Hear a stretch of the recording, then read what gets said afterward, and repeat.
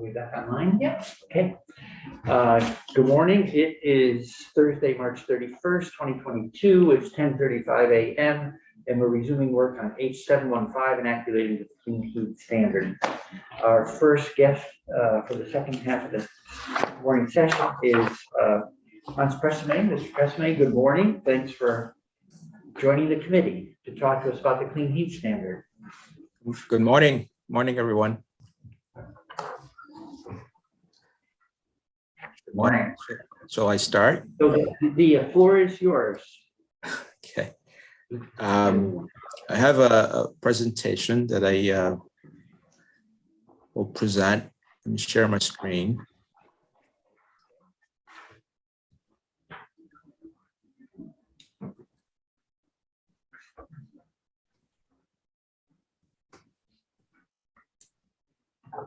One second here.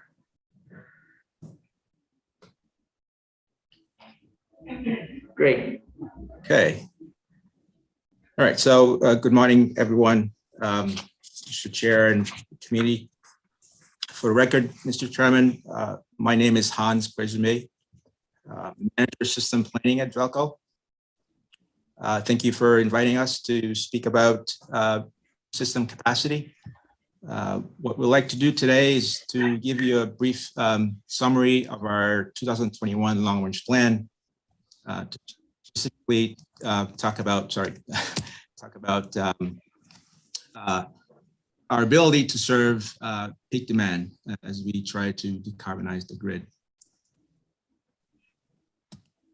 Before I do that, what I'll do is spend a few minutes on the existing system, the grid that we rely on today. You see on this slide a table showing the generation resources in Vermont. In total, we have about 1,040 megawatts in Vermont of installed capacity, which is very close to our peak demand, whether that's in the winter or summer. We also show on the left map showing our tie lines to our neighbors. And what's surprising is that we are importing energy in Vermont about 100% of the time, even though we have over 1,000 megawatt of generation resources. And the reason why is that the resources that we have in Vermont are intermittent, they're weather dependent.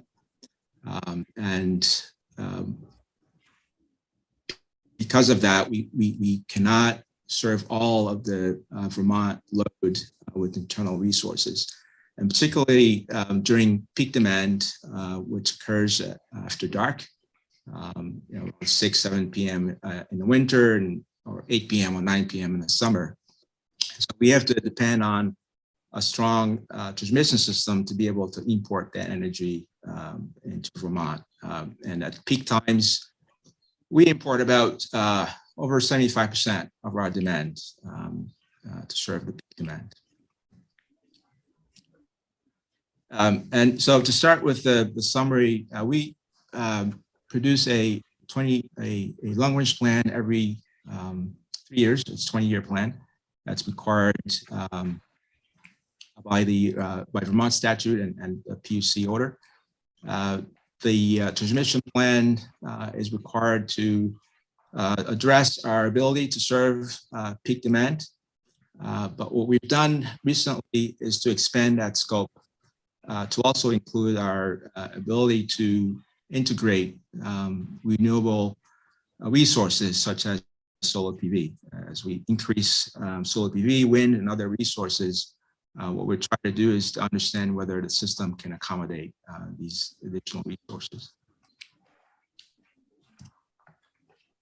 And so to give you some highlights of our plan, what we'll start by saying is that the system will continue to be reliable. It'll be reliable because we are obligated to follow federal reliability standards, but also because this is what society expects. We depend more and more on electricity for our lives and our businesses. So as I indicated before, the Vermont system will continue to be dependent on transmission. At times when generation is low because of timing of the peak or because resources are low, we need to import that power through our transmission system.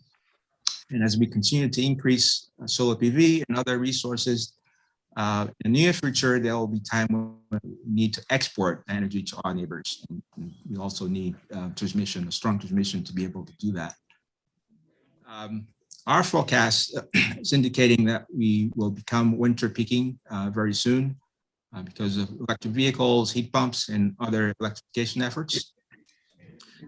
And again, solar PV and energy efficiency provided great value to Vermont and will continue to do so.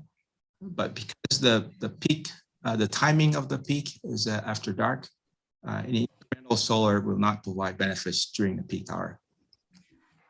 As you know, load forecasting is becoming more and more difficult. Forecasts are uncertain. And what we did in our analysis is to prepare different scenarios. We studied a low forecast, a medium forecast, and a high forecast. And not even under the high forecast scenario, we did not see a need to reinforce the transmission system within the next 10 years. And the key assumption there is that we are assuming, and in fact, we're recommending that we continue to control the load. The distribution utilities have programs where they're able to shift demand at times away from the peak, either with storage or load flexibility. And we believe that utilities have implemented very innovative programs, and we encourage the utilities to continue to do that and expand that capability. And to meet our needs for additional energy, renewable energy, we believe that we'll need to collaborate more and more in Vermont. We need to innovate to continue to evolve with the complex grid and to be able to achieve our renewable and sustainability goals. To give you a bit more detail, I'll summarize some of the results from our analysis. In the bulk level, at transmission level, we did not see any system concerns. We're able to utilize our tie flows to adjust flows so that we don't see any problems. Same thing on the predominantly bulk system. This is where the transmission system connects to the sub-transmission system. That's where we deliver energy to the distribution utilities. And as we are able to adjust tie flows and model operator actions, we're able to avoid significant concerns at that level. We did see some areas of very localized concerns in Vermont. It's on the order of 5 or 150 megawatts, depending on the severity of the outage that we simulated. These concerns are not being addressed at this time on the basis of acceptable risk. But we're continuing to discuss these issues with our distribution utilities to see whether there's a need to address them if the level of risk is too high. That's the continuing conversation that we're having within Vermont. At the sub-transmission level, we did flag some issues for the utilities, and the distribution utilities will need to evaluate these additional issues based on their own reliability criteria to see whether they need to be mitigated. Under the high load scenario, modeling very high electric vehicle loads or heat pumps, other electrification efforts, within the next 10 years, we did not see any significant issues. But after 10 years, we believe that we need to utilize even more load control, manage load growth, utilizing storage or other load flexibility capabilities. This will be very important, very critical as we try to decarbonize our grid. So the recommendations from the long-range plan covers 2 things. One is because we studied distributed generation integration, very high amounts of solar PV. For instance, we studied 1,000 megawatt additional generation in Vermont. What we are recommending is that we install those resources in areas where there's significant transmission capacity. And today that is in the southern portion of the state. The northern area, we already know there are constraints, and it would not make any sense to add even more generation in an area that we know is already constrained. So we are recommending that generation is installed mostly in the south or areas that have transmission capacity. And in terms of serving peak demand, whether it's because of EV growth or heat pumps or the electrification efforts, additional load flexibility to be able to manage the load, and the utilities are already doing that, but we're assuming that they'll ramp up their ability to manage that load.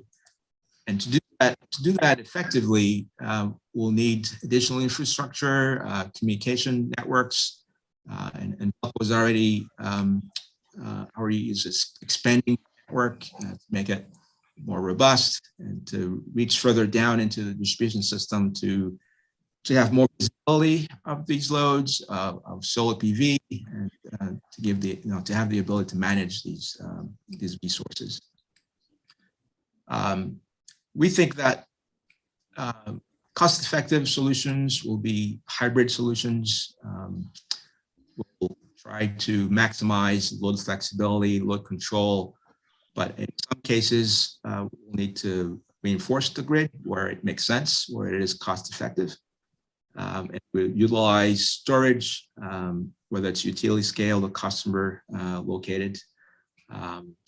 So the system will be certainly more complex, but we'll also deploy innovative programs to be able to manage that load to the extent possible. I think that's the end of my testimony, and I'll answer any questions now or later. Thank you. Thank you. So can you talk a little bit about the relationship and the motivations for you as a transmission company to make adjustments versus the distribution utilities that you sell power on or provide power on through to? So for instance, if a utility engaged in more active load management, it could level the demand on your part of the system. But that load management work would, there will be a cost to the utility to do that. It's also conceivable to me that maybe they want to do less and just have the grid have greater capacity to absorb, higher loads. So what's the dynamic that drives who makes the investments to manage the load? The transmission company versus the distribution utility. Right. So the load control will have to be done by the distribution utilities. We do not have a direct relationship with the retail customers, and so we cannot reach down and control the customer load. What we can do is to provide communication capabilities, and we are doing that. We are extending the fiber network to the distribution substations and even along the streets to be able to connect to resources, even down to 150 kilowatts in some cases. And then the utilities will take it from there, and they're able to do so with using their own capabilities, their own networks, and that's the way it's going to continue. We simply cannot, as a transmission utility, manage retail customer loads at this point. Right, and so thanks for that. I think I was thinking more of the load of the utility on your system. Like, is there a way that you actively encourage them to manage load better? Not so much the end user's load, but If a utility manages load better, one utility A manages load better than utility B, does B end up paying more money because they're not managing load as well? In some cases, yes. I think if you talk about the transmission cost allocation, Yeah. in terms of supporting the network, right? There's a charge that utilities pay for the grid, and these costs are allocated based on load ratio share. And if I understand your question correctly, if a utility does a better job than others, essentially reducing their load ratio share, then other utilities will essentially pick up the difference, right? What we try to do in Vermont is to work together as a team so that all the Vermont utilities are able to maximize their load control capabilities so that any utilities are not left behind, essentially. And when there's an ISO project, does that load utility ratio also inform that obligation? Yes, that is correct. Okay. All right. Thank you very much. Any committee questions from Mr. Pressman? Senator McDonald. I was just writing myself a note that says, are you guys like the Coca-Cola company? You deliver the product, but you don't pick it up? You don't pick up the empties?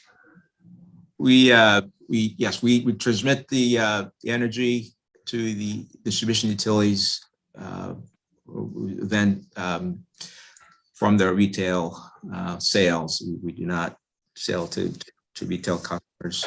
We transmit the power from our neighbors, from the New England network, and distributed through our substations to the distribution utilities. So what's your role in when there's local generation that's constrained? If it's constrained, you take power and send it back to the New England grid? When there's insufficient transmission capacity to accommodate excessive generation, the Velco Control Center works with the ISO New England Control Center to manage the generation. But ultimately, it is ISO New England which decides how much generation needs to be managed. That decision is not made entirely by Velco.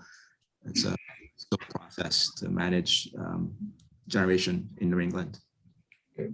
Maybe that last question wasn't helpful.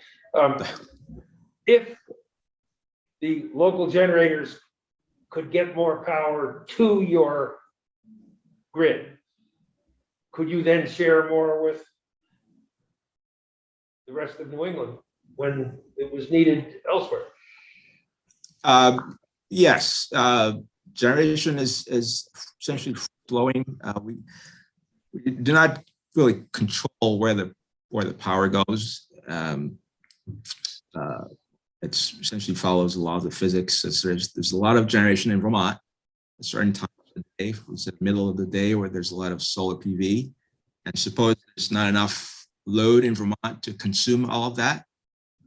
The excess generation will naturally flow on our ties to our neighbors without Velco intervening to control that.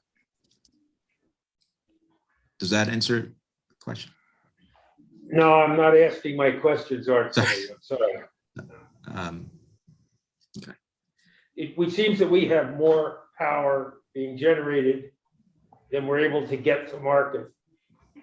And your wires are not the problem. It's getting that electricity to your facilities that is the problem.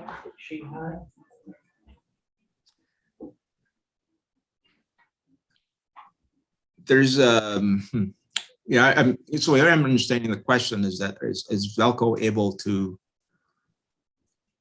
control the generation and supply the generation to our neighbors or to other system? And if I understand that correctly, we do not intervene, right? We do not control how the power flows. It's a natural physical phenomenon. The power goes where it wants to go. That's how I would answer that question. So perhaps what would have to change for your infrastructure to be used to its most beneficial capacity? This could be a number of things, and they're already being done. Utilities are installing storage to be able to manage peak demand, but that storage can also be used to manage generation, where you could store the energy and deliver it at different time of the day. In cases where there are constraints, where the system is not able to allow very high amounts of generation to run, we can use storage, or we could reinforce the system or to provide additional controls to move the power around. Some of the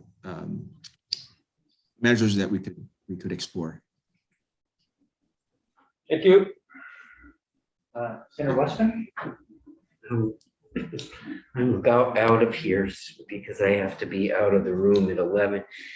I don't, as I look forward in the next 10 years, I'm at one level. As we bring on all of our automobiles and all of our trucks and we move toward the grid, what you're telling me is there's sufficient capacity to handle the charging of vehicles as we move forward. Yes, and the assumption is that the utilities are going to be able to manage the load, and the experience so far is that they are able to do that, able to shift EV demand later at night after 10 p.m. So to move that energy away from a 6 p.m. peak or an 8 p.m. peak. And if we're able to continue to do that as EV loads continue to grow, then we believe that there will be sufficient transmission capacity to serve additional EV or heat pumps or other electrification efforts. How many, that requires a smart grid and to do that. And there is money, ARPA money that we're putting in this year to help particularly municipals do that. I will use case in point my county. I have 4 municipals. 3 of them do not have smart grid. And without that, and I'm not sure of the utilities that do have some capacity in smart grid, if they truly have the capacity to do that. So what you're basically saying is this is all on the back of the local utilities, and you're trusting that they're going to get it right. We are, yes. What will need to happen is that the utilities need to demonstrate that they're able to manage the load. And we'll take that into consideration as we forecast demand. We can take credit for a reduction in that demand consistent with our experience, right? If the, say, Green Mountain Power or BED can demonstrate that they're able to manage the load, then that is something that we'll consider in our analysis going forward. The other thing that I would add is what we'll also do is in our analysis is to do some sensitivity analysis to understand if load control is no longer feasible, or there's an amount of load control that is, say, not possible. What does it mean for the transmission system, right? So we're going to be testing different scenarios to understand the implications for the grid with or without load control, and that's typically how we conduct our analysis. I just say from my point of view, with that increased use of electrical power and setting this in, that we have to get this right, or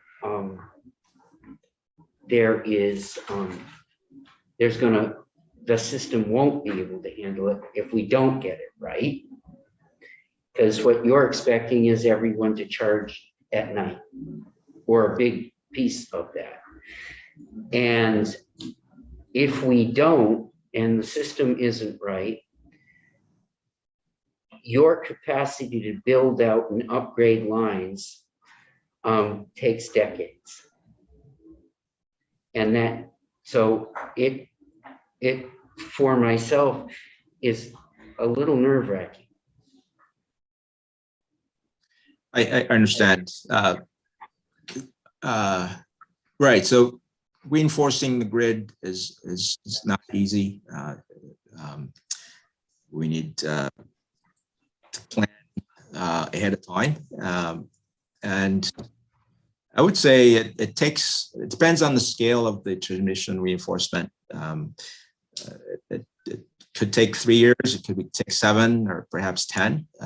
Normally, I would say about 5 years from a study to actual implementation of the system upgrade. 5 years plus or minus is typically the time that it takes to implement transmission reinforcement. One other question about the transmission grid is we've talked over the years about it evolving from being sort of a one-way system where you're importing power and it's basically sort of flowing in a sort of downhill from central power plants out to end users, and then a more modern grid. And I don't know the extent to which it happens in the DU level versus the transmission level. It's becoming much more dynamic, where flows can reverse and Vermont can become an exporter at certain times. Does that involve substantial upgrades to the entire grid? Because the original, if I think about it with plumbing, it'd be like check valves, so let things only go one way, and now you need to be able to send things both ways and control it, manage it. Is that happening to the transmission grid?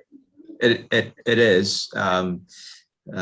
We are experiencing reverse power, or where the power is going the other way at some locations. Looking at our historical data, I would say there's about probably close to 10 locations, substations, where at some point in the springtime or different times of the day where we are actually exporting power from distribution to transmission. That doesn't mean that we need to reinforce the system, right? We have sufficient capacity to accommodate that flow, the reverse power flow, and we are monitoring the system, these locations, to make sure we can handle these additional flows. And something that we're certainly concerned about, that we continue to monitor. We work with ISO New England to identify where there could be concerns so that we address them in timely manner. Currently, we don't see any issues, even with these reverse power flows, and we don't anticipate significant issues in the near future. Thank you very much. Any final committee questions? No? Okay. No, thank you. Thank you very much for coming in again. Thank you. I appreciate the opportunity to speak to you.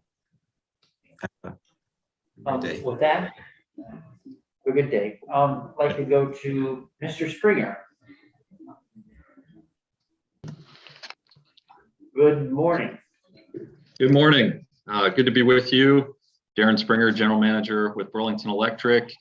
And if it's okay, I was going to share my screen and run through a few slides. Okay, great. Thanks.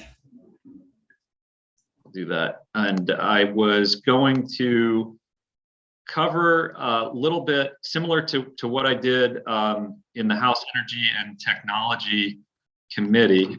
And I had the benefit at that time of doing this with Asa Hopkins, who was a colleague of mine when we were both at the Department of Public Service. Asa is not able to join today, but I was going to cover a little bit about the parallels and some of the interactions between the current Vermont Renewable Energy Standard, which I had the pleasure of working with this committee on back in 2015 when I was at the department, and then the proposed Clean Heat Standard, which is before you now. And I'll offer a few observations and recommendations wearing kind of my BED hat as well. So I know the committee is familiar, but the context going back to 2015 with the Renewable Energy Standard was really a proposal to replace the then in place SPEED program, which was different in Vermont from what the other states were doing in terms of renewable energy with electricity. And the proposal, which was ultimately enacted, had the three different tiers, tier 1 and tier 2 dealing with generation, and tier 3 dealing with supporting energy transformation projects, giving utilities a unique requirement in Vermont to invest in customer programs in the heating and transportation sectors to reduce fossil fuel use in those sectors. I kind of, in preparing for this, I went back to some of the earlier drafts that we had on the Renewable Energy Standard proposal, and it had a focus really from the earliest drafts on doing more than just generation, really focusing on the heating sector and on transportation. And tier 3, which evolved into its own requirement as a part of that proposal, was really intended to help reduce some of the upward rate pressure that would come from having more renewable generation requirements, reduce fossil fuel use and emissions in sectors beyond just the electricity generation sector, and support an innovative utility business model. And I would note that in 2014-2015 timeframe, electric utilities were beginning to offer innovative programs, heat pump programs, electric vehicle charging. And I think today, as I know you've heard, there are heating fuel providers and heating fuel companies that are offering innovative programs and services as well. So there's perhaps a parallel there in terms of the moment that we're in. A couple pieces from tier 3 that I think are important as you're considering the Clean Heat Standard that might be applicable is tier 3 was written as a very broad and inclusive requirement, and it uses the work at the technical advisory group to help qualify new measures. So I think when we were all working on this together back in 2015, I don't recall a lot of conversation about electric transit buses or electric lawnmowers, for example, but the program was written in such a way, was flexible to accommodate new technologies when they were ready to be incentivized. And so utilities, including mine, have been offering incentives for those types of technologies and many others that were not maybe originally envisioned, but have since come to market. And tier 3 also allows utilities to be innovative, and it doesn't set a prescriptive, everybody has to do the same thing type of approach. Lets different utilities do different things. So in some areas of Vermont and more rural areas, I know utilities have helped expand electric service and help seasonal maple syrup producers get off of diesel.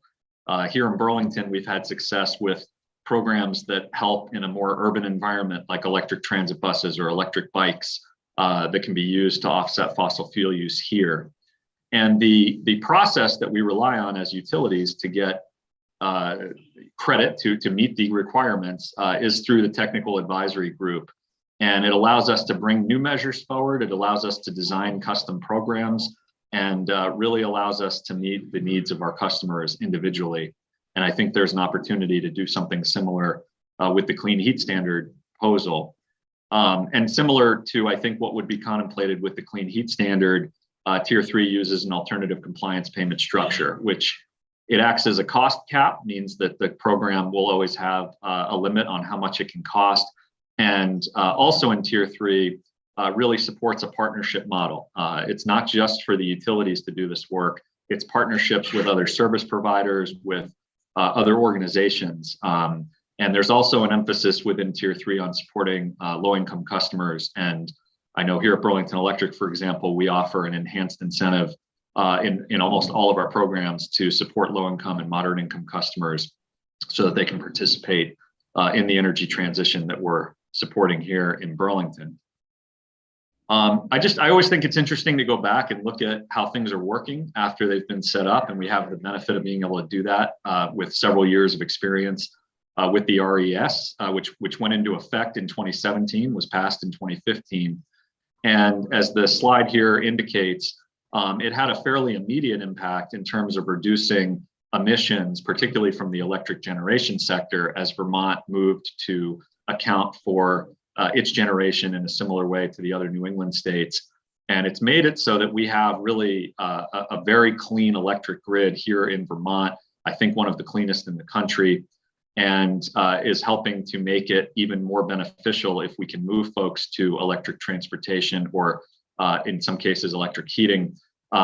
They're getting the benefit of having more renewables as a part of that supply and more carbon benefit as well. And in addition, I think that I'm citing some findings here from a Department of Public Service report. There's a projection in that report that because of the RES overall, by 2030, Vermont will be consuming around 17 to 21% less fossil fuel overall across all sectors as a direct result of the RES. And I think that shows that the predictions that we had that this could be a significant program in terms of meeting a portion of our climate goals and our fossil fuel reduction goals are coming to pass. And similarly, I think we're at a moment with the clean heat standard to add policy that can complement what's already happening with the RES.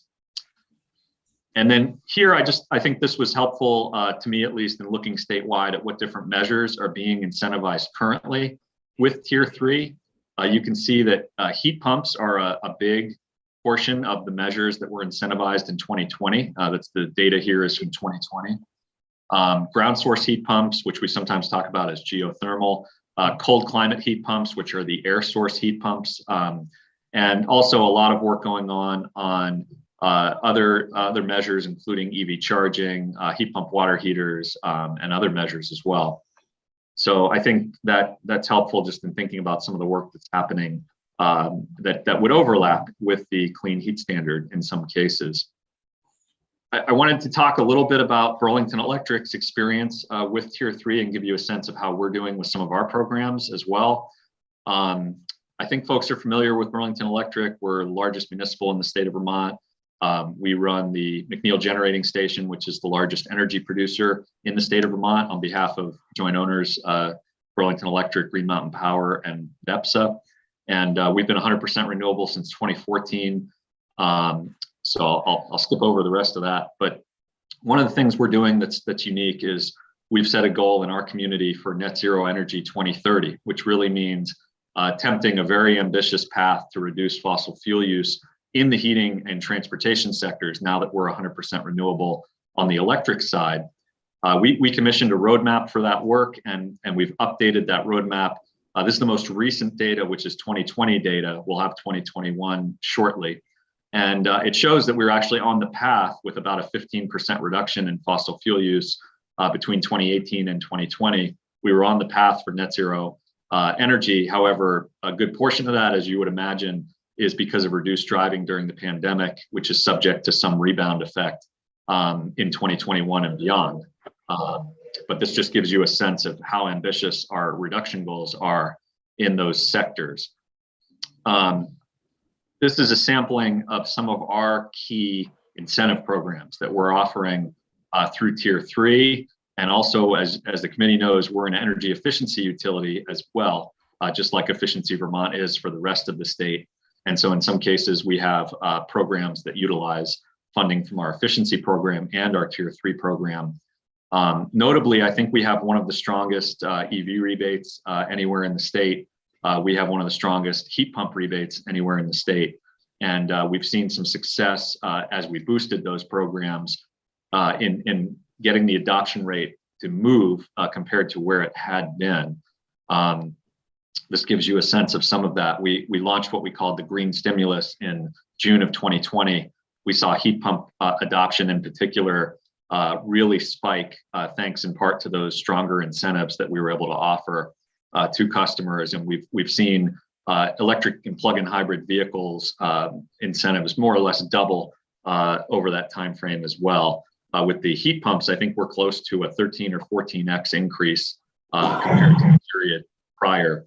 So we're having some good success. We need to do more. We have much more we need to do in order to reach our goals, but this is a good start.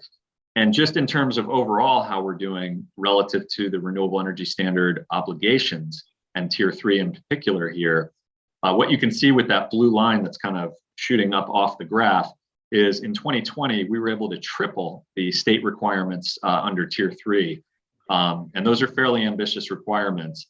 And we're actually on track to continue to exceed them. And that was part of our strategy as we launched a net zero revenue bond, a $20 million revenue bond, which voters approved in December, is to invest in continued support for our incentive programs, invest in the electric grid per the conversation you were just having with Hans Presime from Velco, support new EV charging infrastructure, support grid infrastructure that can accommodate these new uses. And our plan is to continue to exceed, not meet, but exceed state requirements because we know this is good for our net zero goal locally, and we know ultimately it's a good business model as well. And this is just a little bit on that that revenue bond proposal that we had passed by voters in December, and which we've gone to issue just last week, actually.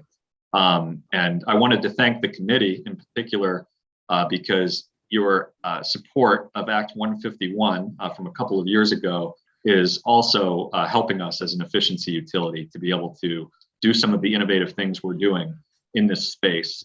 You set up a 3-year pilot program where we could use some of our efficiency funds to better complement our tier 3 programs, and we're doing that. And there's some tangible benefits for us as a part of that effort. Lastly, I just have 2 more slides. I wanted to touch on the culmination here, the interactions between tier 3 and clean heat. This is a graph from the Energy Action Network that I find particularly compelling. We're obviously supporting, by and large, as a state, moving folks off of fossil fuels and over to, in many cases, utilize our clean electric portfolio. On the left, you can see the pounds of CO2 per unit of energy. And you look at heating oil, propane, natural gas compared to electricity. Electricity is obviously the cleanest source by far that we have to offer. However, if you look at the total burden that we've placed on electric customers in terms of taxes and fees per unit cost, they're much higher on electricity than they are on a number of our heating fuel providers. And I think there is a rationale here to have a sharing of the burden of decarbonization among various fuel sources, among various fuel customers, and not have all of it happen on the backs of the electric ratepayer, as opposed to diversifying where we're putting our requirements. And just last slide here. I want to be clear that I am testifying today in support of the Clean Heat Standard proposal that passed the House. We see it as a beneficial effort that could support our efforts here in Burlington and support Vermont's statewide efforts. So as you're thinking about it, recommendations that I would offer is certainly provide a clear and rising requirement for heating fuel providers to meet, similar to what we've done with the RES. We need strong policy here. We need a strong signal to the market. I think that both Tier 3 and the Clean Heat Standard can avoid the trap of being overly prescriptive and allowing for new technologies and innovative programs to come under their platform. I think that's a great opportunity.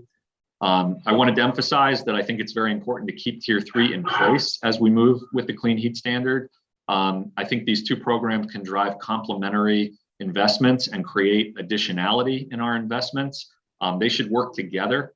I know there's been a discussion about whether there's a concern about that, but I actually see it as Tier 3 is providing investment in a variety of spaces, not just heating, but transportation and lawn care and other areas. But I think in the heating space, we need more than what we have today in terms of progress. You want Tier 3 and the Clean Heat Standard to be working together.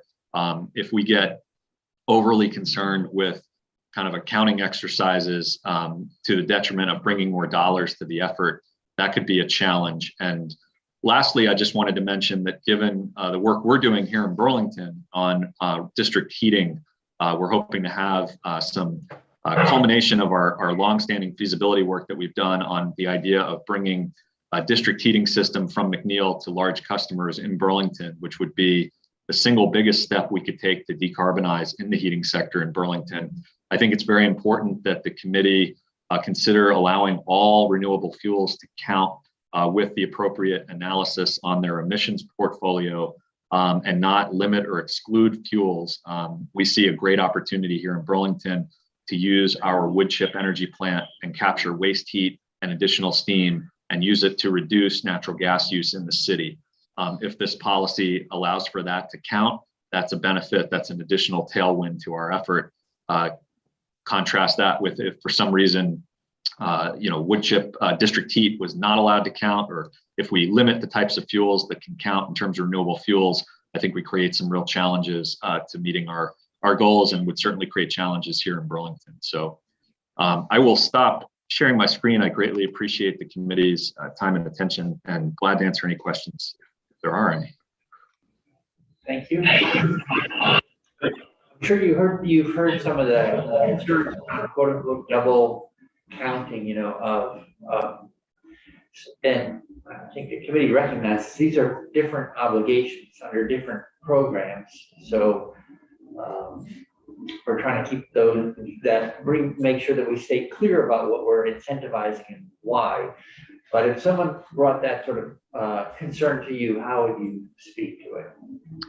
I think, and we have experience on this because when we talk about double counting in Vermont, a lot of times we're thinking about the scenario that we had a number of years ago where we were selling renewable energy credits into the New England market, but we also had our own goal for renewable energy generation, the SPEED program here in Vermont. And in that case, we were really creating requirements that were creating double counting in a regional market, where in this case, there is no regional market for heating fuel credits. Tier 3 requirement and the Clean Heat Standard requirement are different. I think they can overlap without harming the overall effort and in fact, bringing more investment to the overall effort. And we would be excited if there's an opportunity through the Clean Heat Standard to add resources for customers who want to switch to a heat pump, who want to switch to a renewable fuel. We don't want to take any dollars that are here off the table. We want to add more dollars to the investment pool to help more people switch affordably. So I don't view the double counting concern here as being analogous to the double counting concern that we addressed with the RES back in 2015. Okay, great, thanks, that's very helpful. Any committee questions for Mr. Springer? No, I'm good. Okay, turn it down. I feel overwhelmed. I don't know what the goal of Tier 3 is and how they met it. And I think I heard don't double count overlap, and I don't know what that means. And I'm just, I come out of these things and I don't know what I just heard. Well, Mr. Springer, could you remind the committee a little bit again about how the Tier 3 obligation is calculated and then what kind of activities flow from that obligation? Absolutely. So with Tier 3, what we're really saying is every year, electric utilities have a requirement to provide programs to their customers that help reduce fossil fuel use in sectors like heating, like transportation, like lawn care, anything that reduces fossil fuel use outside of the electric generation sector portfolio. And we don't have a monetized tradable credit system. We don't trade Tier 3 RECs. It's not like that. Each utility has an obligation. Each utility attempts to meet that obligation. And in fact, in 2020, the most recent year we have data, every utility met or exceeded that obligation. I think what you're talking about with the clean heat standard would be much more similar to creating a Vermont-based renewable portfolio standard, but instead of for electricity, it's for heating. And the heating fuel providers would have credits that they could earn or trade amongst themselves. And I don't see a need to curtail tier 3 activity in the heating sector just because you'd be adding this new requirement. I see these programs complementing each other, similar to the way that our current efficiency programs complement our tier 3 investments. When somebody goes to get a heat pump here in Burlington, they're getting an incentive from us to pick the most efficient heat pump, and they're getting incentive from us to switch from natural gas or oil over to electricity. Those two incentives help make the overall package more attractive, and I'm suggesting we should have a similar model for how the tier 3 and clean heat standard would work together. That helpful? Who's more disciplined? Thank you. Okay. So not seeing any further questions. Thanks very much, Mr. Springer. Good to see you again. Thank you very much. Okay. So with that, move on to our next guest, Mr. Cassenway. You're here, and you're also, I don't know if you both want to provide testimony or. Well, Josh. We're flexible. So if you wanted to tag team it, you could do that. Anything difficult, they'll kick the canvas anyway. Okay. So yeah, thank you, Mr. Chairman, committee. My name is Josh Cassengate, Vice President, Chief Innovation Officer at GMP. And I just briefly wanted to, I guess, build on what Mr. President talked about earlier from the distribution utility level, and sort of the notion, to meet the clean heat standard, electrification is obviously part of that mix. Heat pumps are one of the most common ones we think about. And just to talk about how, from GMP, the DU perspective, how we've sort of been preparing to make sure we can make that transformation, and the system can handle it, what we've been doing, and really the benefits of electrification on other things, including something Senator McDonald was asking earlier about generation hosting capacity. Or so from the GMP perspective, over the last 6 or 7 years now, we've been working on managing new electric resources like transportation, so EVs, heat pumps, battery storage, and what we call our flexible load pilots, so large commercial facilities that have big heating and cooling systems that can move around during different times of day, or ski areas and their snowmaking. And what that has done has prepared us and the system to handle what we hope is a continued transformation using electrification to move our thermal and transportation sector. So as it relates to clean heat standard, the thermal sector. The other thing too, so Mr. President had talked earlier about the 10-year view that they do. They look at that from the bulk transmission standard. We look at the distribution system, and just as a reminder, you've got the transmission system that feeds the state and connects us to other states in Canada. And then you take a step down from there and you have the distribution system, poles and wires that feed the buildings, customers directly to the homes and businesses. That's the piece that we study and model and we look at. So some of the things that we've done over the last few years is modeled high penetrations of electric vehicles, of heat pumps, of fast EV charging to assure that the distribution system can handle that transformation. And then the short answer is it can, and it continues to need the load management that we talked about. But the other important factor is, as we've seen the Shiai example, is a sort of a out of balance issue of generation and load. Not enough load essentially to absorb the generation that's in the area. So it's just another benefit as we move to this electrification. Electric consumption at the right time of day moved around can actually also help with this same sort of issue, soaking up new renewables as we get them built on our distribution system here in Vermont. So that's, and we continue to deploy work in partnership with our customers, as do other DUs in Vermont, to provide programs and services that help with this load management, this control. We've created new new tariff rates, new cheaper rates of electricity to charge your car in exchange for shifting the time of day, for example, and then using energy storage and that type of thing. So as we continue to grow with heat pumps and other electrified loads for thermal, we're able to manage that, and the system can handle it from that standpoint. That's really the highlights of what I wanted to touch on, just the electrical side of things from the distribution system. Just haven't answered questions there. Okay. Yeah, so what's the traditional amount of overhead you want to have capacity to serve over a normal peak? I'm trying to remember, and I don't know if those numbers are still valid, because that was in the old world where you didn't manage load very much. So what is the amount of overhead you deem sort of like from an engineering point and a reliability standpoint decreasing because you can more actively manage the load? Is that providing capacity to take on more load overall? Yeah, so there's it's a good question. There's a few ways to look at. There's how much generation do you have to meet the load, and how much like system transmission distribution capacity do you have? You know, certainly as you manage the load, so solar in New England has reduced, has had an impact on the peak that used to be in the middle of the day or in 2 PM in the summer is now shifting later because it's had a downward effect on that peak. And that shrinks the amount of margin, you could say, that you need for capacity during that time. There isn't when we design the transmission distribution system, we make sure there's enough to handle the growth, the expected growth, with some amount of margin. Some of that is based just on standard wire sizes that you choose, standard equipment that we put in. And we look out, similar to what Mr. President we talked about, we look out 10 to 20 years and make sure we've got enough room there if it's a growth related project. We have an integrated resource plan, the IRP, which we just released, this most recent version, which looks at all of that.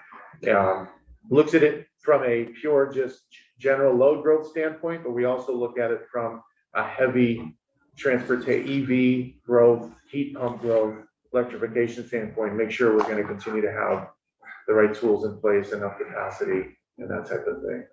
The IRP for 3 years, I can't remember. We do it every 3 years. It looks out for 10 to 20, but every 3 years we do a new integrated resource plan. Well, that seems like basically good news. Some people have worried that if we succeed in growing beneficial load, that it will trigger the need for a massive infrastructure upgrade. There was a letter from a group of utilities back at the beginning of session that proposed roughly $2.2 billion worth of infrastructure upgrades. I understand that list has been pared down so the total estimated cost is less. Can you comment a little bit about who's moving that request forward? Is this a request for ARPA money, or will this come out of operating revenues? Can you talk some about that, and what kind of things he would be doing? Yeah, I can hit the latter, and then maybe Candace, before you could hit which source of funding. But the original intent of that thing together was looking at the system. It was really resiliency was a big component there, but also I would say one of the key limiting factors of this transformation isn't necessarily the grid, but it's the electric systems in the homes and businesses themselves. So as you go to put in an EV charger in your home, you have to have a certain size service. As you add a heat pump to your home and businesses, and so we had collaborated with folks to put in into that something that helped customers upgrade their electric infrastructure, which is what we're seeing as being one of the key limiting factors there. There was also work on the distribution system around the resiliency aspect. We're looking at, we've taken a more targeted approach to resiliency and looking at a host of projects that aren't just poles and wires necessarily, which still are important, have a big role to play, but leveraging storage, leveraging microgrid controls, and a number of things there to help communities. Yeah, I mean, in terms of the funding, I don't know, Candace. Sure. Candace Morgan, Director of Corporate Affairs for Green Mountain Power. Josh hit it well in terms of what that ask kind of reflected, and it was something that we worked on jointly with the other distribution utilities across Vermont. And I think we had envisioned it as both potentially some ARPA funding that's available throughout the state now, but then also looking into what the infrastructure act that had passed Congress. Some of those projects are likely something that we would be looking at for that space as well as sort of our regular operations and our regular capital investments too. Is it your sense that those dollars can flow all the way down to the customer level for like panel upgrades? That's the hope, yeah. Okay. And does that mean you have to upgrade your transformer on the street as well, or? That depends. So it's, in some cases, one of the things we've changed, GMP, is our, minimum transformer size, just with all of this in mind. So used to be you'd hang a 5 kilowatt transformer as your smallest size. Then we eventually moved to 10, and now it's 15, really thinking of preparation. The thing is, with that management control and battery storage and things, you can even manage behind that transformer. So in some cases, we'll be upgrading the transformer on the pole as well, but not as often probably as you have to upgrade the infrastructure in the home or the business. Yeah. And what's the status of your ability to manage devices inside? Are those being managed through smart meters now, or is there alternate technology that lets you reach in and have that kind of data acquisition and control? So we're doing, most of the programs are either using existing home internet or cellular connectivity. And, one of the things as we rolled out, why I'm glad we're at the point we are at, we've had years and years of testing this stuff, is because, again, it sounds simple, but there's a customer in the end of all of these programs. So if you're going to manage EV charging, is that something a customer is going to even accept? Is that going to be okay? Are they going to feel comfortable having charging ramp down at peaks? It turns out the answer is yes. And we're up to 1,000 folks in EV charging programs and growing every day. And we can move that charging time around without impacting the customer. So we're mostly using home internet connectivity for these devices. And that was my point, is we also, we didn't know going into it, how reliable would that be? Are we going to always have connectivity? That's been extremely reliable. And then on some systems, like our battery programs, they have a cellular backup for backhaul communication and data. What's the cellular backup? What is it? Yeah. Like either like an AT&T cellular network? Is that what you're asking, Senator? No, Or what is it in general? Is it? I know what a battery is. Yep.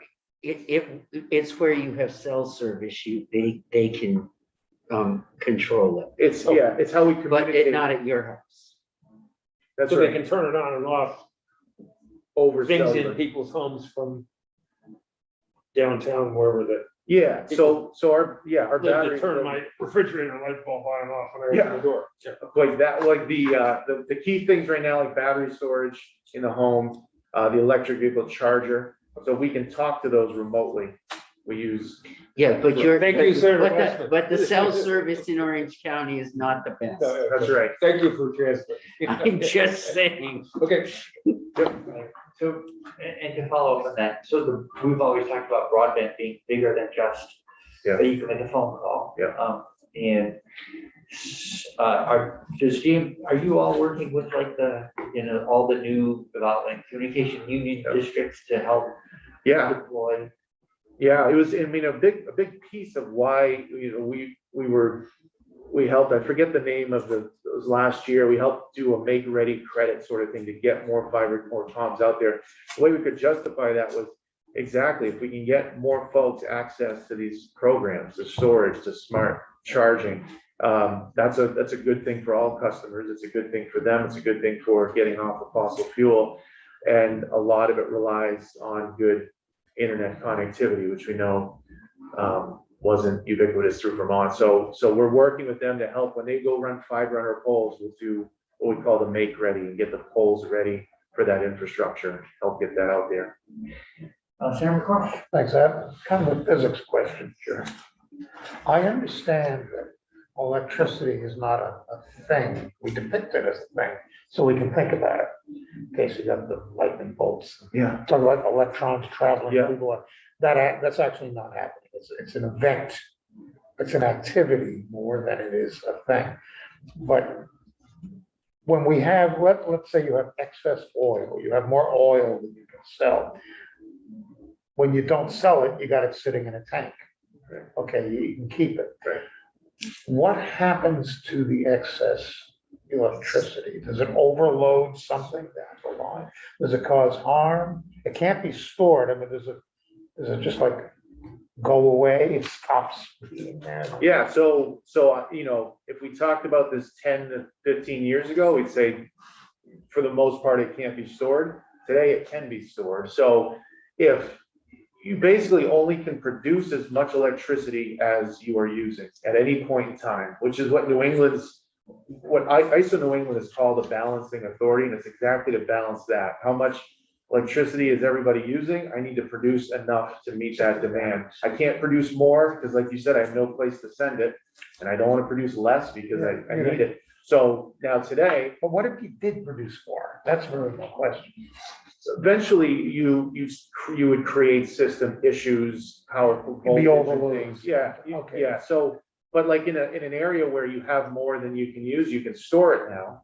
So, which is a big piece of why storage is such a benefit, because you would, in the past, you might curtail something. You'd have to produce less at that time. But now we can store it in batteries. We can store it in EVs if that's available. You can even store it in the form of hot water in water tanks and things. You can't store it in EVs. What's that? You can't store it in EVs. The owners. Propriety and ownership and stuff like that. And, You mean like EV to grid? Sarah McCourt, this isn't oil, it's like milk. You dump it if it. Yeah, it has a spoiling problem, and the storage is more tricky. But that's a figure of speech too. I mean, you're not actually dumping it anyplace, right? But when GMP can't sell their electricity at night, what happens to it? You just not produce. If you basically, the electricity has to go somewhere. It can't just. So literally, if you look, if a hydro facility that's water going over the dam as an example, instead of. That's you stop making electricity, it goes over the dam. Exactly. But when you've got more electricity and people aren't buying it in the 3 o'clock in the morning. You got to ramp things down. You got to stop producing. So that's how, essentially, that's exactly what the ISO New England system does in real time. And you can watch it online. You can see how much am I producing and how much am I consuming, and those have to match. But if you're buying it from Hydro Quebec, you're still buying it when they ramp down, are you not? You're buying only what they're delivering. So if ISO New England says we don't need as much electricity right now, you'll probably see a natural gas plant somewhere in New England turning down, right? So you might see something like Hydro Quebec staying there, but they're going to start ramping down, say, a gas plant. Yeah, but that's, you're not paying 24/7 for the gas plant electricity. You're paying a hell of a lot more for that. Are you not? Are you paying a lot more for that? I don't know. Not sure I follow Well, that. then why, you better be paying more for that, because you wouldn't be ramping that down, you'd be ramping down the I see. hydro. Yeah, in terms, yes. Yeah, so That's exactly how the pricing you- works. That's right. there's 3 moving parts in these discussions, and we usually hear 2 of them. Yeah, and the only thing I would say on the storing in the vehicle piece, though, keep in mind, if you can shift when you charge your vehicle, say there's more public charging and you're charging between 10 a.m. and 2 p.m. now, that is actually having the effect of storing that energy during the middle of the day when all the solar is producing, putting it in your car and being used in a different fashion. So you can leverage even vehicles to shift energy around, to store energy and that sort of thing, and soak up solar, for example. Okay, so thanks very much for Thank you. Yeah. feedback on this and answering Mr. some of Chair. our curiosity questions about What I don't understand from Green Mountain Power as a profitable company, because they do batteries and they do generation and they do storage. Well, that's batteries. They rent poles, their poles, the fiber, and which one of those is battery when you put batteries in people's houses and they rent them for by the month, is that a regulated activity? Yeah, everything we do is, yes. So you get a guaranteed markup when you, Depends on the program. We have a couple battery programs, bring your own, where customer buys a battery, puts it in, or a lease program where customer just pays a monthly lease program. And they're all regulated. They have to be approved by the Public Utilities Commission. if I buy my own battery, then you earn money by selling me electricity. No, if you buy your own battery, we actually give you an incentive to use your battery to lower the peak cost for the rest of our customers. Because remember, the battery doesn't produce electricity or consume it, it stores it and uses it later. But When you sell me the battery, Yep. you mark it up and take a profit on it? It depends, if you do the program where you buy a battery, we don't sell it to you, you buy it from anybody, a solar company in Vermont or something. And they do whatever they do in their sales process with you. We just give you an incentive to put that battery in and share the battery back with GMP so that we can lower the costs for the rest of our customers. So in exchange for your incentive, Yep. I might buy a battery Yep, and give you the right to fill it up and empty it at your At key times. discretion. that's right.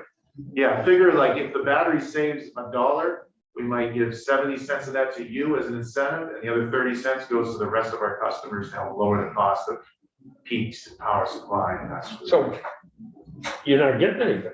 that's correct. So No, I mean, it's going to the customer 100%. I know, so, but the stockholders aren't credited. Not in that program, no. Well, if you're doing it out of the goodness of your hearts, or, We're doing it because we need to keep lowering the cost. Everything we do to lower electricity costs, power supply costs, capacity costs, 100% flows through rates to customers. So that's exactly why we do it, which is we have to keep finding new ways to reduce these cost pressures that are happening throughout New England. Batteries is a great way to do that. so why do your stockholders approve of your doing this? What do your stockholders get out of it? The customer experience, I mean, we just don't think of it that way. To be totally honest, like, well, it's not even a discussion. When we look at these programs, the lens that we look through is, are we lowering costs for our customers? Are we lowering carbon of the system, and are we improving the resiliency, reliability of the system? Those are the three key things we look at when we develop these programs. Same with our EV programs. Well, right. So Senator McDowell, I'm sorry, but we have another witness and we're gonna. Yep, and we don't get to the roots of how the system works.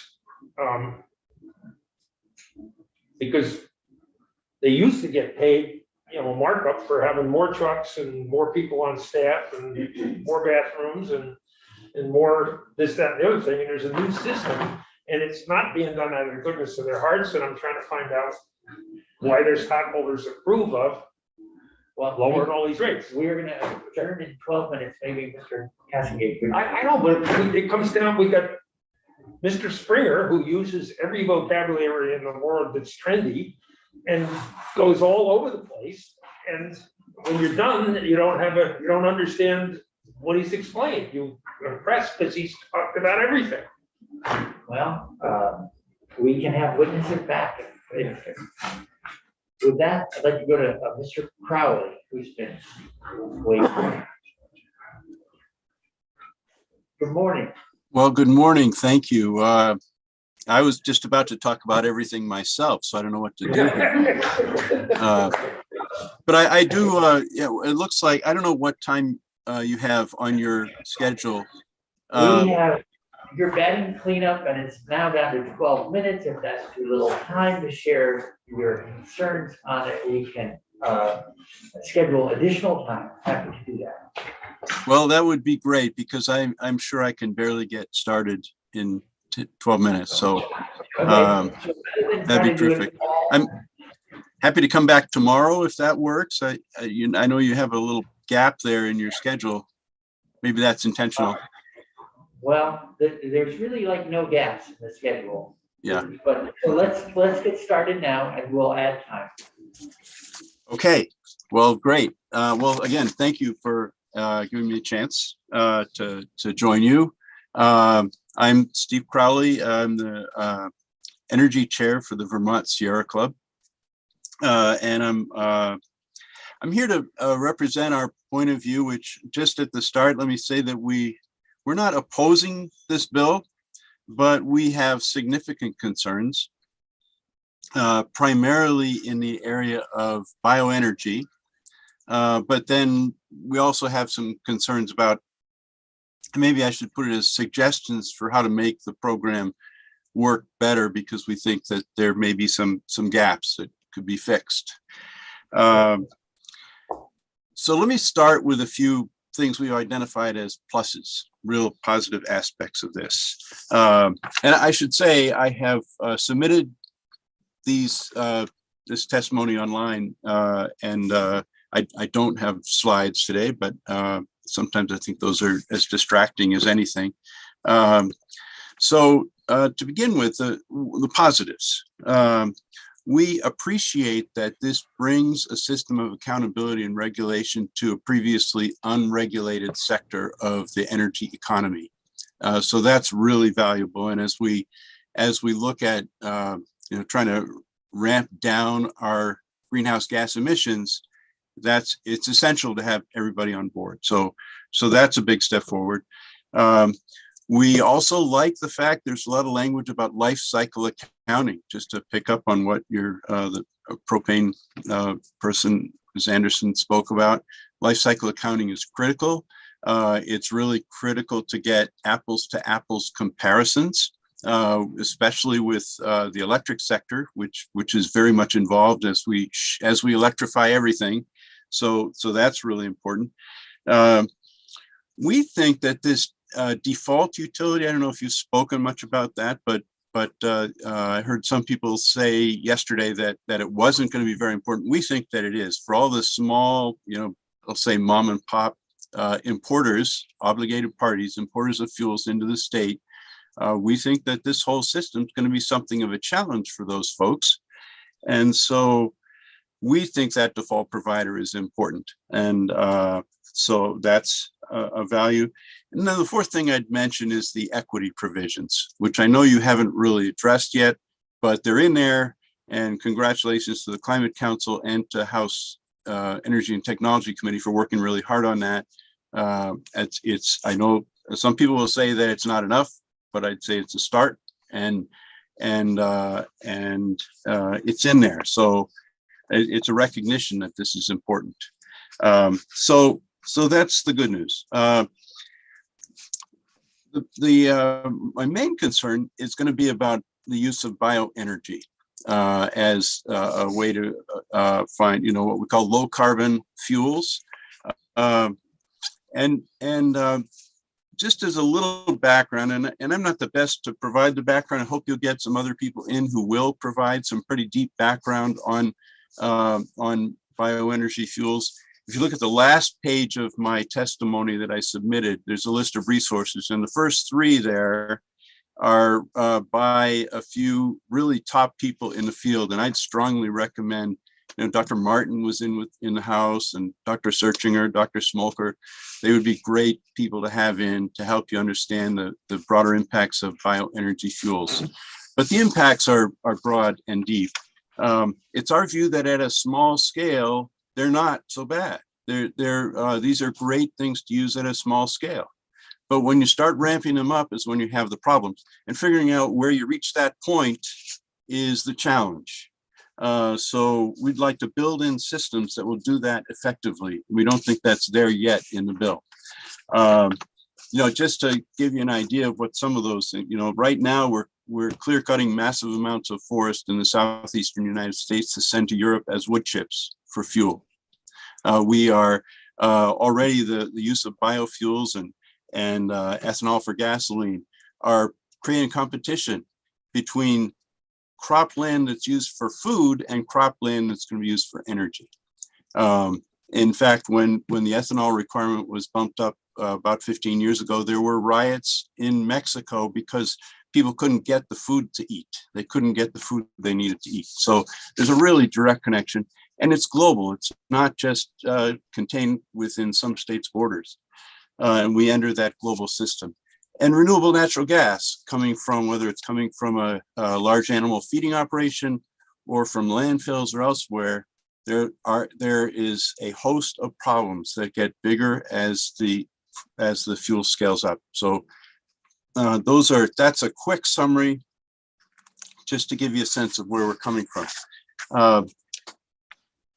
We would recommend 3 changes in the bill that would boost our confidence that this will turn out well. First of all, we'd recommend a new finding, and you can see some language in my testimony that calls for a finding that pretty much states what I just said, that bioenergy can be helpful at a small scale, but it can have serious damage as it scales up, and it's really important to manage that system. The second thing that we'd recommend is that while I'm not sure if you've discussed the technical advisory group yet as you've reviewed the bill, but the idea is for, similar to tier 3 that you're just hearing about, a technical advisory group gets set up to advise the Public Utility Commission about what rules to make, what orders to write. So it has a number of charges that it's given in the bill, and one of those is to assess sustainability. Well, I don't know what you think of with that term. I think of certain things. I don't think it's clear what sustainability really means. Does it mean the business can sustain itself for a while in the marketplace? Does it mean something else about the environment? It's not clear. So what we recommend is we have a number, I won't go through them right now, but we have a number of points that we think are really important to be really clear about as you pass this along to the PUC and the technical advisory group to clarify exactly what you're asking them to look at that pretty much defines sustainability in this space. Things like what happens when you scale up? What are the impacts on land use? What are the impacts on human communities? All these things, and to some degree, the answer is going to be different if you're looking at a Vermont scale or whether you're looking at our participation in a global market. Mr. Cowley? Yes. So I haven't looked at your written testimony, but do you get on the sustainability question, for instance, do you offer a suggested definition, or are you at this point just raising questions and pointing out that we need to have a solid definition? Well, I'm not sure that it's valuable to have a specific definition.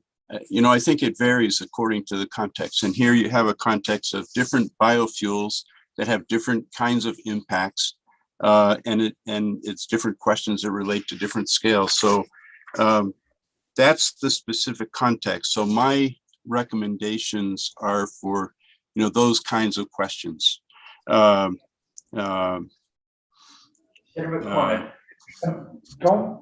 think we have a definition of sustainability, which is consumption at a rate that could continue forever without losing the resources being consumed. It means a consumption rate forever.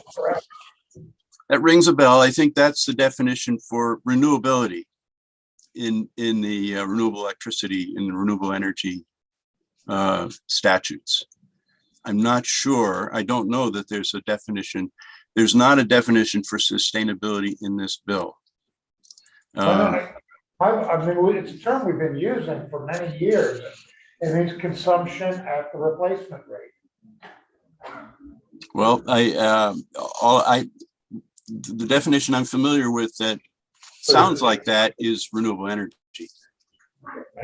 And that's precisely the definition of renewable energy in statute. So again, we'll have you back, but you had a third thing that you wanted to mention. Well, the third thing is simply to make sure that the PUC is charged with establishing actual limits, to look at this whole spectrum of challenges with scaling up bioenergy and establishes clear limits based on that understanding. Because if we don't do that, the impacts are already happening. We just become part of that global system that is creating this enormous impact. So, we are recommending that the PUC be charged with establishing those limits based on recommendations from the technical advisory group. So those are the three things: findings, clarifying some research about sustainability, and clear limits on by the PUC. Okay. And the limits are on the percentage of energy delivered in the form of biofuels relative to other sources. That could be, that's one of our recommendations a little later on. Yes, that's one way to look at it. Another is to say, here's when you've done too much. Here's what happens to the forest when you've taken too much for biofuels. Or maybe it could be that with regard to landfills, where we get 90% of our renewable natural gas comes from landfills currently. Perhaps a limit is similar to the way we've approached our solid waste in Vermont, which is to require organic waste separation, which has the effect of reducing the organic waste that goes into landfills for good reason, because of random methane, the fugitive methane emissions. So if our landfill natural gas were to be limited to those places that had waste stream restrictions that limited organics or didn't allow organics into the landfills, that would reflect better management at the source. It would reflect better life cycle emission controls. Well, that's one small example. Right. So thank you very much for pinch hitting on the small window you have now, and we will schedule time so we can get into the appreciate that fuller testimony. But thanks for giving us and please feel free to reach out if you have any questions, and look forward to talking with you again. Okay, thanks again. Thank you.